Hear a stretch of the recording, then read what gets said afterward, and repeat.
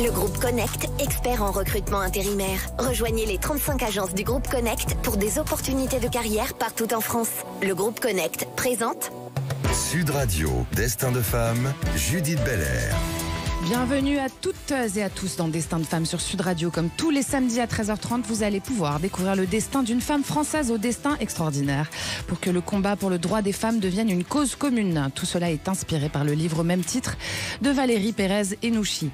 Caroline Yadan est avocate de formation, députée de Paris et femme politique engagée. Elle incarne un profil marquant de la scène parlementaire française. Membre du groupe Renaissance à l'Assemblée nationale, elle est également secrétaire du groupe d'amitié franco-israël, France-Israël, poste qui illustre son engagement dans la lutte contre l'antisémitisme et la promotion de la cohésion sociale. Voici une femme qui façonne activement son parcours et son destin. Bienvenue dans Destin de femme, Caroline Yadan. Merci. Sud Radio, Destin de femme, Judith Belair. Alors, pour débuter, Caroline Yadan, je vais vous poser les 4 questions que j'ai plaisir à poser à toutes les invitées de Destin de femme. On commence par la première. Quel destin de quelle femme vous inspire le plus ? Sans hésitation, alors peut-être que ça paraît un peu classique, mais je dirais Simone Veil. Voilà, que j'ai admiré. Je pensais que vous alliez dire Gisèle Halimi, mais bon. Non, Simone Veil, vraiment. C'est un parcours juste sublime avec une femme d'un grand courage, d'une grande authenticité. Et c'est un exemple vraiment pour nous toutes. Bien sûr, et ces combats résonnent encore très particulièrement évidemment aujourd'hui. Bien évidemment, et en fait je pense que c'est une femme qui a connu le pire, et donc ce pire-là a forgé chez elle une totale, un courage total et une absence de peur face, voilà, une force incroyable. Et c'est la raison pour laquelle je crois que en touchant ce qu'il y a de pire dans l'humain, eh bien on peut devenir en fait le meilleur. De l'ombre à la lumière. Quel a été votre plus grand succès, Caroline ? Mon plus grand succès. Alors je réfléchis un peu. Alors, c'est pas tant un succès que quelque chose dont je suis très fière, et c'est quelque chose de très personnel. Allez-y. C'est lorsque j'ai sauvé de la noyade la fille d'une amie à moi, qui était petite, qui devait avoir 4 ans. Et puis nous étions à la mer, et puis personne ne faisait attention à elle parce qu'il y avait énormément d'enfants, etc. Et d'un coup, mon regard s'est posé sur elle, et j'ai vu qu'elle était en très très grande difficulté, et en fait j'ai réagi très vite. Et j'ai été, je pense, la sauver. Voilà. C'est beau d'avoir sauvé une vie, oui, ça c'est quelque chose de marquant, Caroline Yadan. Oui, tout à fait. Vous lui avez permis d'avoir un destin. Écoutez, en tous les cas, peut-être qu'elle aurait été sauvée par quelqu'un d'autre, j'en sais rien, mais c'est vrai que à ce moment-là, il fallait que je cours en fait, la secourir, et voilà, parce que sa maman l'avait pas vue. Bravo. Votre plus grande déception, Caroline Yadan ? Ma plus grande déception est peut-être amicale. Voilà, amicale avec une amie qui était très très très proche, et on s'est vraiment très éloignés en termes d'idées, parce que sa lutte. Alors j'ai toujours milité contre les discriminations, contre le racisme, l'antisémitisme. J'ai été une militante de la première heure. À 15 ans, en colonie, on me décernait le prix de la meilleure militante. Vous voyez, donc ça date pas d'hier. Et à l'époque, on avait tous comme ennemi commun, j'allais dire, l'extrême droite, qui était vraiment le porteur, le parti qui portait le racisme et toutes les discriminations que nous combattions. Et puis au fur et à mesure du temps, il y a eu une sorte de scission qui s'est passée à gauche entre le combat antiraciste et le combat antifasciste. Et cette mouvance de gauche qui s'est transformée ensuite en extrême gauche a laissé tomber le combat antiraciste contre le combat antifasciste contre le seul combat antiraciste, notamment avec l'apparition de l'islamisme radical. Et cette personne-là, qui était une amie proche, ne l'a pas compris. Vous parlez d'LFI, là ? Oui, bien sûr. Quand je parle d'extrême gauche, je parle d'LFI, oui, notamment. Après, il y a les mouvances NPA, etc. Mais bien sûr, LFI. Et puis, voilà, il y a eu un malentendu. Et puis, ce malentendu-là a perduré au fur et à mesure. Oui, parce que finalement, il y a certains sujets où, quand on n'est pas d'accord, on ne peut pas être amis. Mais non, parce qu'il y a certains sujets qui sont tellement graves, de mon point de vue, qui se rapprochent du fascisme, qu'il soit de droite ou de gauche, qu'à un moment donné, non, en fait, ça c'est plus important que tout. Et on ne peut plus être ami avec quelqu'un qui va, sans même peut-être en avoir confiance, mais diffuser une sorte de haine, ou en tous les cas, ne pas faire la différence entre la critique d'un dogme qui est légitime et qui relève de la liberté de conscience et la persécution des croyants. Alors, pour passer à un côté un peu plus joyeux, justement, je vais vous demander quelle est votre plus grande joie, Caroline Yadan. Mes enfants, bon. C'est un peu bateau aussi. Ma plus grande joie, non, écoutez, j'essaye vraiment de profiter des joies quotidiennes, des joies que m'apporte le quotidien, des petites choses, vraiment de vivre au présent. Et j'avoue que la vie de famille est très très importante pour se ressourcer. Et c'est justement cette vie de famille-là, aux côtés de mon mari, de mes enfants, de mes amis aussi. Le bonheur, c'est l'amitié, c'est l'amour. C'est la famille, donc des choses somme toute assez classiques, mais voilà, c'est vraiment un bonheur au quotidien qui est indispensable en fait pour se solidifier davantage. Bien sûr. Alors Caroline Yadan, vous êtes ancienne membre de la commission juridique de la LICRA, vous êtes responsable du pôle antisémitisme, antisionisme au sein du think tank Cercle de la LICRA. Vous occupez aussi dorénavant le poste de secrétaire du groupe d'amitié France-Israël. Concrètement, avant de passer dans le dur du sujet, comment est-ce qu'on favorise une meilleure compréhension mutuelle et des liens renforcés entre ces deux nations? C'est compliqué en ce moment. Oui, alors je suis aussi vice-présidente du groupe d'études sur l'antisémitisme. Oui, bien sûr. Je l'ai vu après. Oui, mais en fait, c'est ce qui est terrible, c'est que au fur et à mesure des années, il y a eu une espèce d'incompréhension qui s'est installée. Et cet antisionisme-là, qui aujourd'hui est l'expression très claire de la haine du juif, qui s'est installée au fur et à mesure des années et qui a pris d'abord la forme. L'antisémitisme n'est nulle part, et puis en France, on le connaît malheureusement depuis une vingtaine d'années, et puisqu'on a eu à faire face à 12 assassinats en 18 ans. Et en fait, on l'a vu au fur et à mesure des années s'installer, prendre le pas, et puis être nié aussi, être dénié, être mis sous le tapis par nombre de nos politiques qui n'ont pas eu le courage de dire les choses, qui ont renvoyé des communautés, entre guillemets, l'une contre l'autre, et qui n'ont pas vu ce qui était en train de se jouer et dont on assiste vraiment à cette explosion antisémite qui est le révélateur de ce qui existait, de ce qui préexistait. C'était rampant et ça s'est dévoilé, quoi. C'était rampant, et puis on parlait aussi beaucoup d'importation du conflit. Et vraiment, moi, je dis qu'il ne s'agit pas en l'espèce d'une importation du conflit, il s'agit en l'espèce d'un prétexte pour la haine des Juifs aujourd'hui, de se manifester, d'être prégnante dans notre société, parce que s'il s'agissait d'une importation du conflit, on assisterait à un affrontement de communautés entre elles, ce qui n'est absolument pas le cas. Aujourd'hui, je rappelle que l'antisémitisme représente, alors en plus avec les derniers chiffres, on est arrivé à 60% des actes racistes, alors même que la population juive représente 1%. Donc on est sur quelque chose d'extrêmement grave, et on le dit, ça touche la République, ça touche la France, ça touche chacun de nous, d'autant qu'aujourd'hui on parle d'islamisme, donc cette idéologie barbare, fascisante, génocidaire, qui aujourd'hui s'attaque aux Juifs, mais qui évidemment s'attaquera aux autres mécréants, puisque vous savez certainement le slogan, c'est après samedi, dimanche.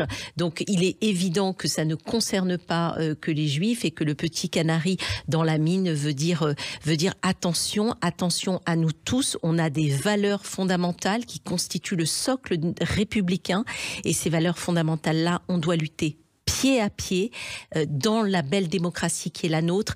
Et on doit, pour éviter à cette idéologie de continuer à entrer dans nos sociétés, et on doit aussi se rendre compte à quel point Israël est à la jonction de ce combat. Alors on a parlé de combat de civilisation, mais de ce combat entre la barbarie, la sauvagerie et ce qui constitue nos libertés. Alors, Emmanuel Macron, alors je rappelle quand même aux auditeurs que vous êtes député de Paris et du groupe Renaissance. Emmanuel Macron, il a interpellé Netanyahou sur les trop nombreuses pertes civiles à Gaza. Le chef de l'État s'est également entretenu avec le président de l'autorité palestinienne, Mahmoud Abbas, auprès duquel il a condamné les violences commises contre les civils palestiniens en Cisjordanie. Votre réaction, Caroline Yadan ? Alors, il est évidemment très clair que la souffrance d'une mère qui perd un enfant est incommensurable et on peut faire une symétrie entre les souffrances. En revanche, on ne peut pas faire une symétrie. D'ailleurs, Emmanuel Macron n'a pas fait cette symétrie, mais on ne peut pas faire de symétrie en termes d'intentionnalité et en termes de responsabilité. Aujourd'hui, nous avons très clairement un groupe terroriste, comme je l'ai dit tout à l'heure, génocidaire, qui veut tuer des juifs, dont la charte reprend le protocole des sages de Sion, et en face, une armée régulière qui applique le droit de la guerre, le droit international, et dont le but bien pensé, et heureusement parce que ça aussi, ça nous concerne, c'est d'éradiquer ce groupe islamiste à ses portes. Imaginez Monaco avec le Hamas à nos portes. Éradiquer le Hamas pour ne pas que ça recommence, parce que sa population est en danger, parce que les pogroms qu'on a connus, un esprit humain aujourd'hui ne peut imaginer l'horreur, ne peut concevoir cette horreur. Donc, symétrie au niveau des souffrances, mais en aucun cas symétrie au niveau des responsabilités. Et on doit aussi ajouter quand même que, et ça on l'oublie très souvent, les roquettes pleuvent sur Israël quotidiennement. C'est parce qu'Israël fait passer la vie avant la mort et la protection de sa population civile qu'il n'y a pas que ces roquettes ne touchent pas terre et que le dôme de fer protège de ces bombardements-là. Lorsque on sait que le Hamas, et je pense que ça n'est pas assez dit, on sait que le Hamas prend en otage sa population, qu'il pourrait la mettre à l'abri dans les centaines de milliers de kilomètres. Je rappelle que les tunnels de Gaza, c'est 3 fois le métro parisien. Qu'il pourrait les mettre à l'abri, qu'à la place de les mettre à l'abri, qu'il refuse que la population s'enfuit, alors même qu'ils reçoivent des tracts largués par l'armée israélienne pour leur dire de bouger. Absolument. Donc, c'est important ce que vous dites. Attention, il y a d'un côté une armée régulière et de l'autre côté des barbares. Des islamistes et des barbares. Vous le savez, Sud Radio, c'est votre radio, chers auditeurs. Destin de femme aujourd'hui, c'est avec l'avocate députée de Paris, vice-présidente du groupe sur l'antisémitisme et secrétaire du groupe d'amitié franco-israël, Caroline Yadan. Restez avec nous. Le groupe Connect, expert en recrutement intérimaire. Rejoignez les 35 agences du groupe Connect pour des opportunités de carrière partout en France. Le groupe Connect présente Sud Radio, Destin de femme, Judith Belair. Si vous nous rejoignez, bienvenue dans Destin de femme sur Sud Radio. C'est l'émission du féminisme positif consacrée aux femmes extraordinaires qui font notre République française. Aujourd'hui pour vous, la députée de Paris, également secrétaire du groupe d'amitié franco-israël et vice-présidente du groupe sur l'antisémitisme, Caroline Yadan. Alors Caroline Yadan, justement, pour revenir sur ce que vous disiez un peu tout à l'heure sur LFI, justement, vous avez dit, je vous cite, et la dissolution de LFI pour lutter contre l'antisémitisme, c'est une idée aussi, non. Ce qui a amené le premier secrétaire du Parti socialiste, Olivier Faure, à interpeller le chef de file des députés Renaissance, Sylvain Maillard, et la présidente de l'Assemblée nationale aussi, Yaël Braun-Pivet, comme garant des principes démocratiques. Il dit, lui, vous ne pouvez par votre silence cautionner Caroline Yadan qui suggère la dissolution d'un parti républicain d'opposition qui compte 74 députés. Qu'est-ce que vous lui répondez à ce monsieur ? Alors, plusieurs choses. D'abord, vous citez un tweet en fait que j'ai fait cet été, suite à l'invitation de Médine, voilà, et c'était évidemment un tweet sarcastique mais qui a fait un buzz incroyable, alors qu'il s'agissait de rire un peu avec un petit émoticône. Vous pensez un peu quand même. Alors, ce que je pense aujourd'hui, c'est que LFI est marqué du sceau de l'infamie. Ce que je pense, c'est que LFI a franchi une ligne rouge qui le sort totalement du champ républicain et qu'il est que en fait on était déjà sur une idéologie nauséabonde, c'est-à-dire de complaisance envers l'islamisme, antisémitisme, complaisance envers les dictatures, envers la violence, etc. Mais je pense qu'avec depuis le pogrom du 7 octobre, on a franchi une ligne supplémentaire d'apologie du terrorisme. On a franchi une ligne supplémentaire qui vient dire, en fait, vous n'êtes même plus dans l'humanité la plus la simple humanité, voyez. Et moi, ce que j'ai envie de dire à Olivier Faure, pour le coup, et à ceux qui restent encore dans cette alliance de la NUPES, moi, j'ai envie de leur dire, jusqu'à quand allez-vous vendre votre âme pour de simples sièges électoraux? Est-ce que vous pensez que c'est la stratégie électorale qui font clairement LFI? Je pense. Alors LFI, aussi, moi je pense que oui, de toute façon.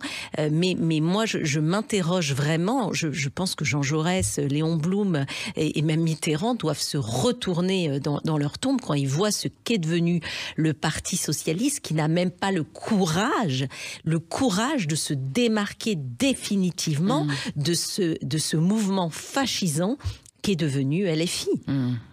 Donc ils devraient complètement s'en détacher et reprendre les rênes de leur propre parti, c'est ça que vous dites, Caroline Yadan. Mais bien évidemment, et ELV c'est pareil, enfin ils restent dans cette alliance NUPES, donc en fait en restant dans cette alliance, alors ne me parlez pas de moratoire, enfin je veux dire c'est ridicule, en restant dans cette alliance, ils cautionnent l'apologie du terrorisme, ils cautionnent les propos de certains députés qui disent que le Hamas est un mouvement de résistance.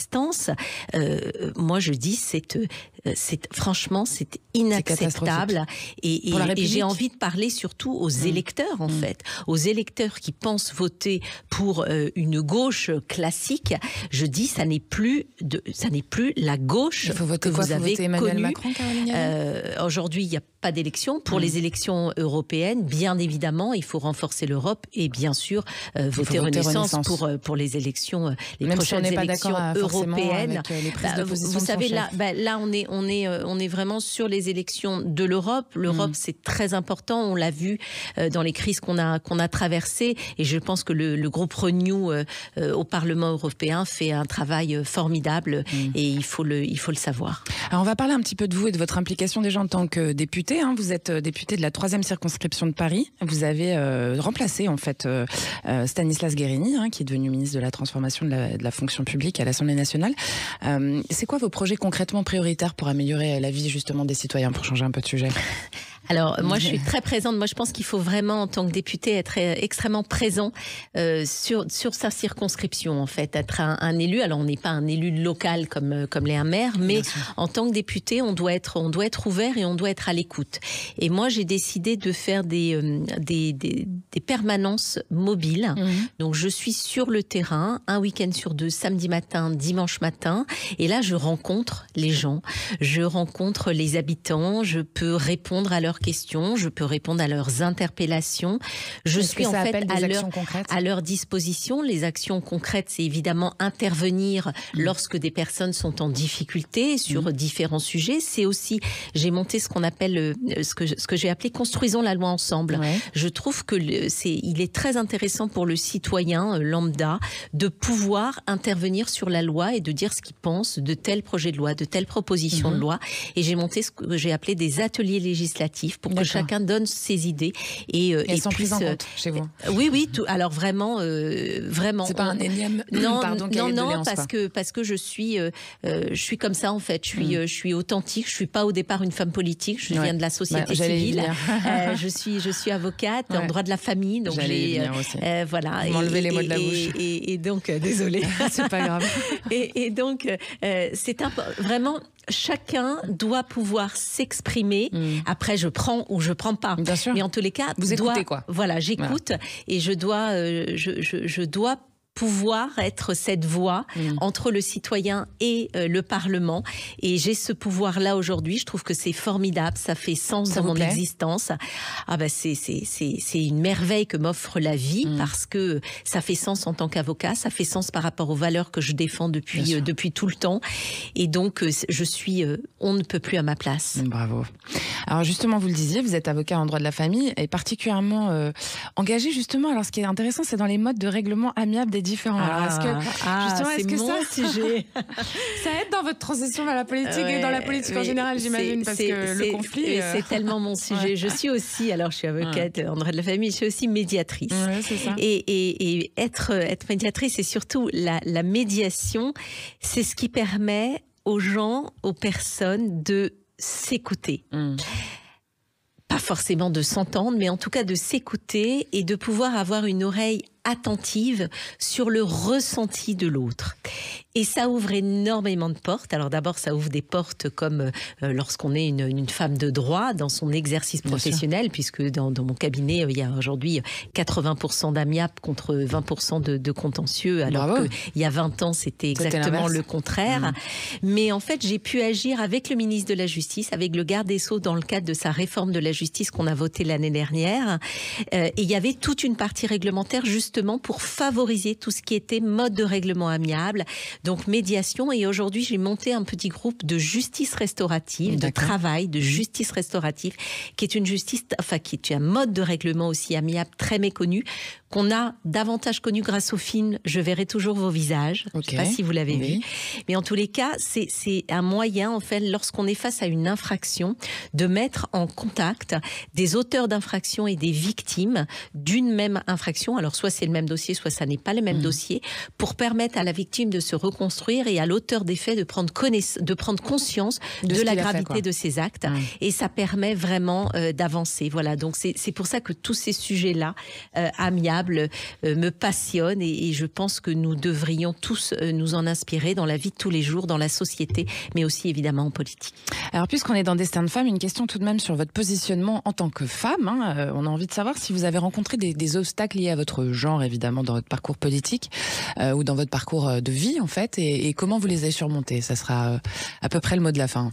Eh bien, écoutez, je vais peut-être vous décevoir, mais à aucun moment je n'ai rencontré ni de misogynie, ni d'obstacle parce que j'étais une femme.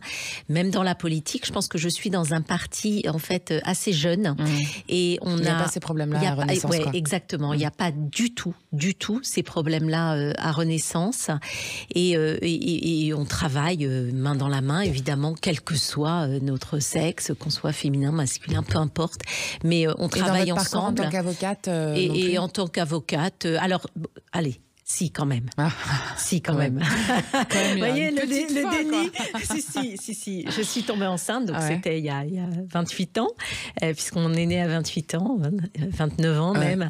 Et à ce moment-là, il n'y avait absolument aucune protection pour la femme enceinte. Je suis allée voir ce qu'on appelait mon maître de stage, donc mon premier patron, pour lui annoncer ma grossesse. Et il m'a dit avec un grand sourire, félicitations, mais je ne vais pas pouvoir vous garder.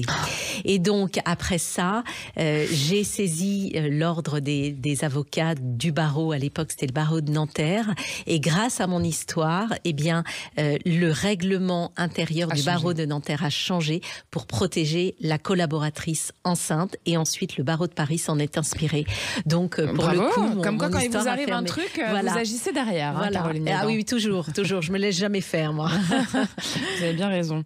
Si vous aviez un souhait, Caroline Nadan, quel serait-il? Voilà.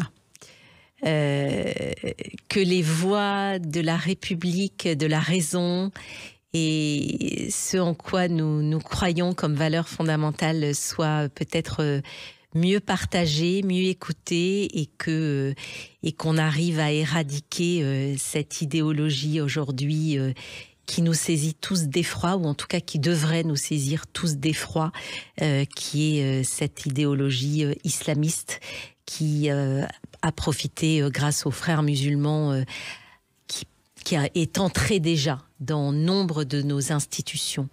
Voilà, donc peut-être un souhait que j'espère qu'on réalisera. Eh ben, écoutez, on va le faire avec vous. En tout cas, merci Caroline Yadan d'être venue par ici. Merci à vous. Si vous avez des actus à partager avec les auditeurs, c'est le moment. Vous avez un petit rendez-vous je fais des chroniques sur une radio concurrente.